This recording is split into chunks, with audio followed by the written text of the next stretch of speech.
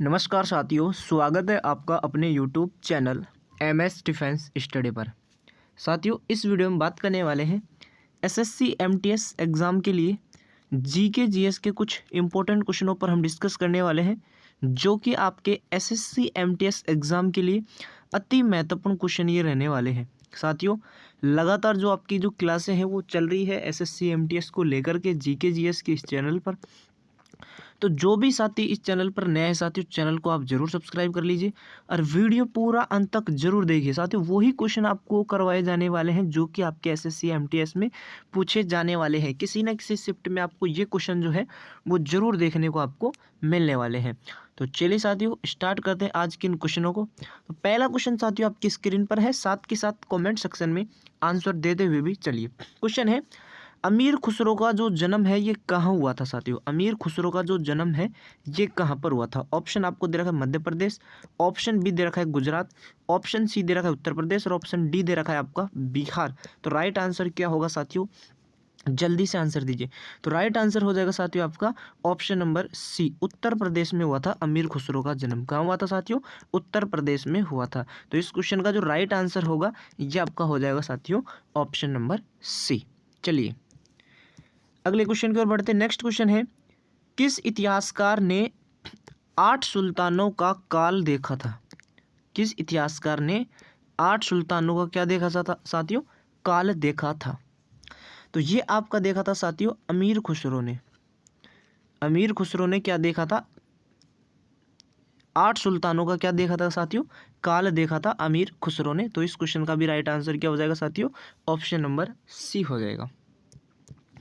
Next question की ओर बढ़ते हैं। अगला क्वेश्चन देखिए, किसने पद्मावत की रचना की थी। साथियों, किसने पद्मावत की रचना की थी, जल्दी से आंसर दीजिए। क्वेश्चन नंबर 3 का, किसने पद्मावत की रचना की थी। तो पद्मावत की जो रचना है ये की थी साथियों आपके जायसी ने। किसने की थी, जायसी ने की थी। तो यहाँ पर जो राइट आंसर हो जाएगा साथियों, यहाँ पर हो जाएगा ऑप्शन नंबर ए, पद्मावत की रचना किसने की थी साथियों, जायसी ने की थी। तो इस क्वेश्चन का जो राइट आंसर होगा ये आपका हो जाएगा साथियों ऑप्शन नंबर ए। चलिए नेक्स्ट क्वेश्चन देखिए, खुसरो खां की हत्या कर किसने दिल्ली सल्तनत पर तुगलक वंश की जो नींव है वो डाली थी। साथियों, तो खुसरो खां की हत्या कर किसने जो है वो दिल्ली सल्तनत पर तुगलक वंश की जो है वो नींव डाली थी। तो गाजी मलिक की, किसकी, गाजी मलिक की हत्या कर दिल्ली सल्तनत पर तुगलक वंश की क्या डाली थी साथियों, नींव डाली थी। खुसरो की हत्या करके गाजी मलिक ने क्या किया था, खुसरो खां की हत्या कर दिल्ली सल्तनत पर क्या डाल दिया था, तुगलक वंश की क्या डाल दी थी साथियों, नींव डाल दी थी। ठीक है, तो इस क्वेश्चन का जो राइट आंसर हो जाएगा ये आपका हो जाएगा option number A. Next question देखिए, ताजमहल के सुलेखक जिसे कैलीग्राफर भी बोलते हैं, खालिस्तान ने 1648 ईस्वी में इसकी रचना की और पूरा किया। तो जल्दी से आंसर दीजिए साथियों, ताजमहल के सुलेखक खालिस्तान ने 1648 ईस्वी में इसकी रचना की और पूरा किया था। तो किसने की थी साथियों, तो राइट आंसर हो जाएगा आपका अमानत खान सिराजी ने। किसने, अमानत खान सिराजी ने की थी। तो राइट आंसर हो जाएगा इस क्वेश्चन का ऑप्शन नंबर सी। चलिए नेक्स्ट क्वेश्चन की ओर बढ़ते हैं। निम्नलिखित में से किस मुगल शासक ने संगीत और नृत्य पर क्या लगा दिया साथियों, प्रतिबंध लगाया था। तो संगीत और नृत्य पर प्रतिबंध किसने लगाया था, किस मुगल शासक ने लगाया था। ऑप्शन आपको दे रखा है बाबर ने, ऑप्शन बी दे रखा है हुमायूं ने, ऑप्शन सी दे रखा है औरंगजेब ने और ऑप्शन डी दे रखा है आपका जहांगीर ने।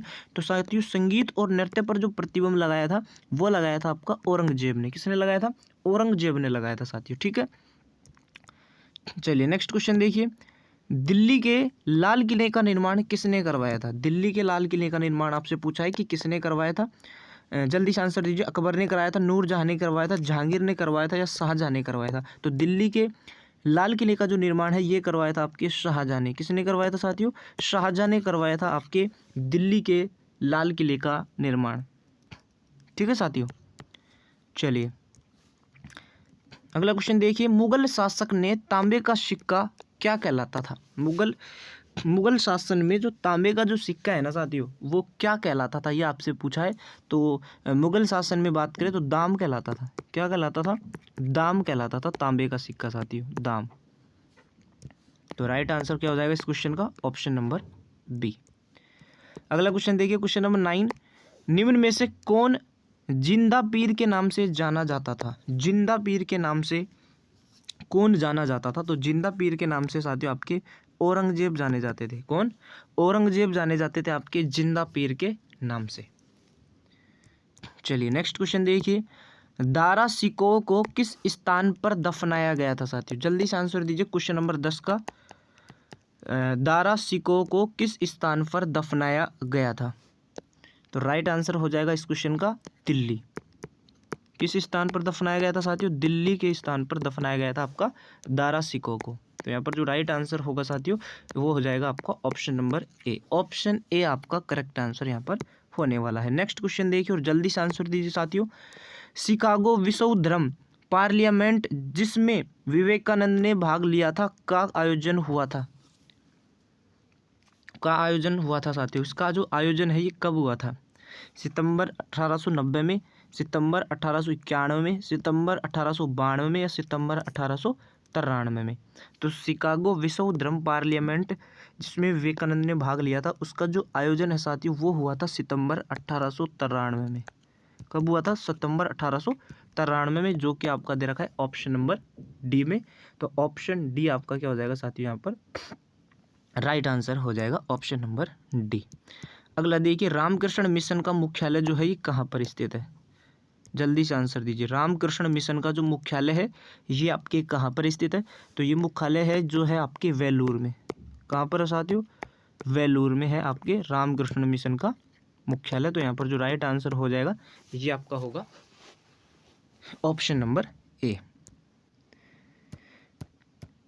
नेक्स्ट क्वेश्चन है साथियों, भारतीय पुनर्जागरण आंदोलन के पिता कौन थे? आपसे पूछा है कि भारतीय पुनर्जागरण आंदोलन के पिता कौन थे? जल्दी से आंसर दीजिए। तो राइट आंसर हो जाएगा इसका राजा राम मोहन राय। क्या हो जाएगा? राजा राम मोहन राय थे आपके भारतीय पुनर्जागरण आंदोलन के पिता। तो यहाँ पर जो राइट आंसर हो जाएगा साथियों इस क्वेश्चन का वो आपका हो जाएगा ऑप्शन नंबर डी। क्या हो जाएगा? Option D.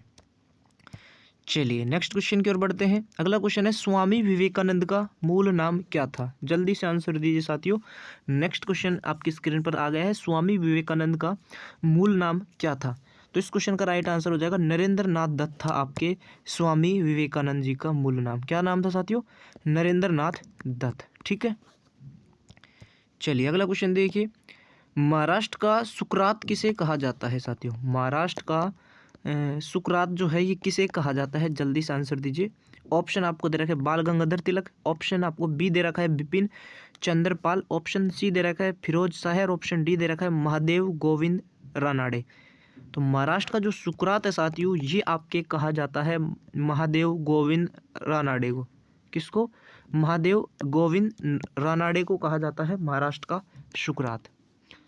ठीक है, चलिए अगला क्वेश्चन देखिए, स्वामी दयानंद सरस्वती का मूल नाम क्या था? इंपॉर्टेंट सवाल है ये भी। स्वामी दयानंद सरस्वती का मूल नाम क्या था? ये आपसे पूछा है। ऑप्शन दे रखा है अभिशंकर, गौरीशंकर, दयाशंकर या मूल शंकर। तो जल्दी से आंसर दीजिए साथियों। तो राइट आंसर हो जाएगा इसका मूल शंकर। क्या हो जाएगा साथियों? मूल शंकर। मूल शंकर आपका राइट आंसर हो जाएगा इस क्वेश्चन का। स्वामी दयानंद सरस्वती का मूल नाम क्या था साथियों? मूल शंकर। अगले क्वेश्चन की ओर बढ़ते हैं अपन। अगला क्वेश्चन है, भारत में ऊर्जा का मुख्य स्रोत क्या है? ऊर्जा का मुख्य स्रोत आपसे पूछा है भारत में, आणविक, तापीय, जल विद्युत या सौर। तो भारत में ऊर्जा का जो मुख्य स्रोत है वो है आपका तापीय। ऊर्जा का मुख्य स्रोत क्या है साथियों? तापीय है। तो यहाँ पर जो राइट आंसर हो जाएगा ये आपका होगा ऑप्शन नंबर बी। अगला क्वेश्चन है, भारत की सिलिकॉन वैली स्थित है। भारत की जो सिलिकॉन वैली है ये कहाँ पर स्थित है? ऑप्शन दे रखा है देहरादून में, ऑप्शन में है बेंगलुरु में, ऑप्शन सी दे रखा है हैदराबाद में और ऑप्शन डी दे रखा है आपका श्रीनगर में। तो भारत की जो सिलिकॉन वैली है ये कहाँ पर स्थित है? तो ये आपके बेंगलुरु में स्थित है साथियों। कहाँ पर स्थित है? बेंगलुरु में। ठीक है, चलिए अगला क्वेश्चन देखिए, आंध्र प्रदेश में अनंतपुर जिला किसके लिए प्रसिद्ध है? आंध्र प्रदेश में जो अनंतपुर जो जिला है आपका, ये किसके लिए प्रसिद्ध है? ऑप्शन दे रखे तांबा कॉपर के लिए, जस्ता जिंक के लिए, अब्रक माइका के लिए, श्रवण गोल्ड के लिए प्रसिद्ध है आपका आंध्र प्रदेश में जो अनंतपुर जिला है। तो ये आपके प्रसिद्ध है साथियों श्रवण गोल्ड के लिए। किसके लिए? श्रवण गोल्ड के लिए प्रसिद्ध है साथियों। ठीक है, चलिए नेक्स्ट देखिए, पृथ्वी की उष्मा से प्राप्त ऊर्जा को क्या कहा जाता है? पृथ्वी की उष्मा से प्राप्त ऊर्जा को जो है वो क्या कहा जाता है? ऑप्शन आपको दे रखा है ज्वारीय ऊर्जा, ऑप्शन बी दे रखा है भूतापीय ऊर्जा, ऑप्शन सी दे रखा है बायोगैस और ऑप्शन डी दे रखा है आपका सौर ऊर्जा।